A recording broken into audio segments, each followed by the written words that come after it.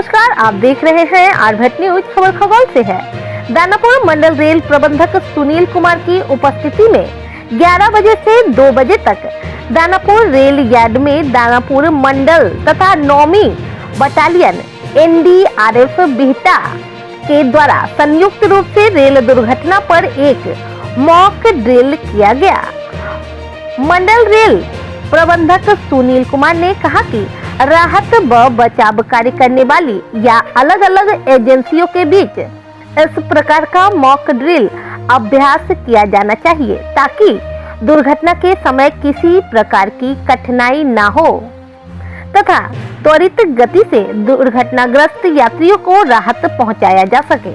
अब मैं कह दूं कि ये इस तरह की जो घटना हुई, ये घटना एक मॉक ड्रिल के रूप में हम लोग ने इसको बनाया।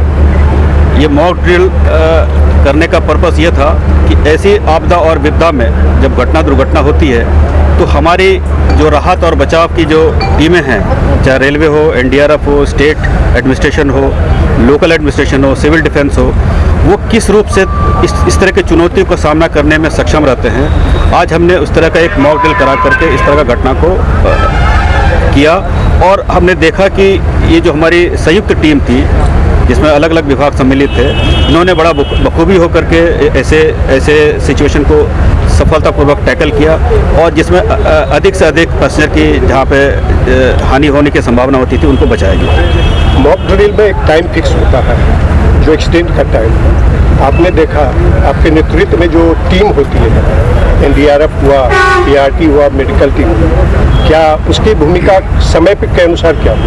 देखिए, जो रेल नियम के तहत ऐसी जो घटना जिसमें कि पैसेंजर ट्रेन का इन्वॉल्वमेंट है और जिसमें कि कैजुअल्टी और इंजरी की रिपोर्ट आती है तो हमारी जो मेडिकल टीम है दिन के समय में 30 मिनट के अंदर वो रवाना हो जाती है घटनास्थल पे और उसके साथ ही जो संबंधित अधिकारी और उसकी जो टीम है राहत के, वो भी तुरंत घटनास्थल पर रवाना हो जाते हैं। और साथ ही साथ उसी समय में जो हमारी जो स्टेट की जो सहायता होती है और NDRF की जो सहायता होती है, जो ऐसे आपदा और इस तरह घटना में उनका सहयोग की ज़रूरत पड़ती है, उनको भी तुरंत कोई इन्फॉर्मेशन दे दिया जाता है ताकि वो भी अपनी पूरी टीम और राहत और बचाव के साथ सामग्री के साथ वो आकर के ऐसे दुर्घटना में वो सहयोग देते हैं। के जो अंग वहाँ पहले से मौजूद होते हैं वो होते हैं और फिर NDRF थोड़ा सा टाइम के बाद आती है और हम बेसिकली तब तक जो हमारे पास जो लोग बचे हुए होते हैं उनको एक्सट्रिकेट करने का काम करते हैं या फिर जो बहुत बुरी स्थिति में फंसे होते हैं और कोल्ड कटर इक्विपमेंट्स की मदद से कटिंग करके बोगीज़ को फिर वहाँ से एक्सट्रिकेट किया जाता है वैसे विक्टिम्स को। तो ये सबका विभिन्न रोल है इसमें और समय हमारी मेन कोशिश ये होती है कि जो गोल्डन आवर का फॉर्मूला है कि जल्द से जल्द स्थिति उस जगह पर पहुंचकर और स्थिति को फिर संभाल कर जल्द से जल्द जितनी जानने हम बता सकें वही हमारा अचीवमेंट रहता है। आपके अचीवमेंट में आधुनिकता तो हमको बहुत ज़्यादा एक देखे कि हैंगिंग वाला ऊपर था। पहले अगर यात्री फंस गए हो अंदर, वो किस स्थिति में है इसे पता लगाने के लिए कैमरा आधुनिक जी हमारे पास है, वो दिखा नहीं, वो हम आपको दिखाएंगे एक्चुअली। उसमें क्योंकि यहाँ शायद उसकी रिक्वायरमेंट नहीं थी इसलिए हमने प्रयोग नहीं किया। इक्विपमेंट्स हमारे पास बहुत सारे हैं। एक्सीडेंट हुआ है सर, आपको क्या पता है कि एक्सीडेंट के अंदर जो है यात्री किस अवस्था में उसको क्या चीज़ की जरूरत नहीं है? वो तब हम यूज़ करते हैं जब एक्सेस ना हो अंदर, जब अंदर जाने के लिए कोई रास्ता ना हो। लेकिन जहाँ हमने ऑलरेडी काट के रास्ता बना लिया है तो वहाँ फिर उसकी जरूरत नहीं है। वो हमारे पास जो जिसकी आप बात कर रहे हैं वो VLC कहते हैं उसको, विक्टिम लोकेटिंग कैमरा। वो तब होता है जब कोई और स्थिति नहीं है तो एक सुराग बना के हम उस कैमरे को अंदर डालते हैं और फिर वहाँ से देखते हैं कि क्या कोई विक्टिम है। अगर होता है तो फिर उसको लोकेट करके हम वहाँ से निकालते हैं। तो वो तब होता है जब एकदम एक्सट्रीम केस में मतलब कोई और चारा ना बचे।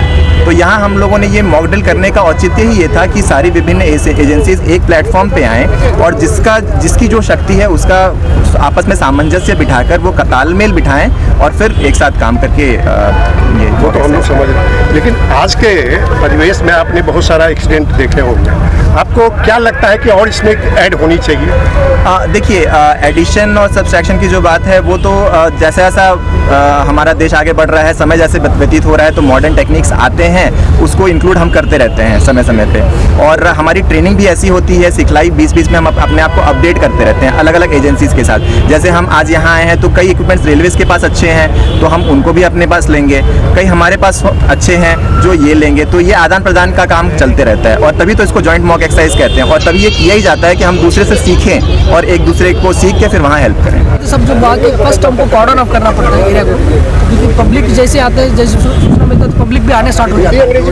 तो सब लोग आके तो सब लोग उनको भी कुतूहल रहता है कि जाके देखने के लिए अंदर जाके कूदने लगते हैं। फिर उनको हम लोग पब्लिक को अवेयरनेस भी क्रिएट करना है कि ताकि उन लोग हटे दूर से। हम लोग हमारा जो रस्सी होते हैं, अगर मान लीजिए कि अगर हमारे पास भी एक इक्विपमेंट्स होते हैं, उन लोगों के साथ हम लोग घेरते हैं, घेर के पब्लिक को अलग करते हैं ताकि बचाव कार्य यहाँ स्टार्ट हो जाए। और कुछ एविडेंस होता है कि कुछ इंसिडेंट में हम लोग एविडेंस कलेक्शन होता है जो अनुसंधान में आता है, उन लोगों को हम फोटोग्राफी करना, वीडियोग्राफी करना और आइटम्स कलेक्ट करना, उनको स्टार्ट करते हैं हम लोग कलेक्ट करना। सर, इस तरीके के एक्सीडेंट में कहीं ना कहीं सूचना का बहुत बड़ा महत्व हो जाता है, तो उस तरीके से लोकल एडमिनिस्ट्रेशन सूचना को किस तरीके से विस्तृत करता है या जिस तरह की जानकारी देता है हम जानते हैं? तो एक्चुअली कंट्रोल रूम बन जाता है, तो स्पॉट पे भी बनता है कंट्रोल रूम, और हमारा एक कंट्रोल ऑलरेडी फंक्शन रहता है डिस्ट्रिक्ट कंट्रोल रूम से, और स्टेट कंट्रोल रूम भी एक रहता है हमारा स्टेट कंट्रोल, जो इसलिए हम लोग जो स्पॉट से जो भी इन्फॉर्मेशन तुरंत मिलता है तो पास ऑन होता रहता है। और एक वहाँ जहाँ कंट्रोल रूम बन गया तो जो हम मीडिया का भी जो भी आते हैं सब लोग तुरंत उसको पास ऑन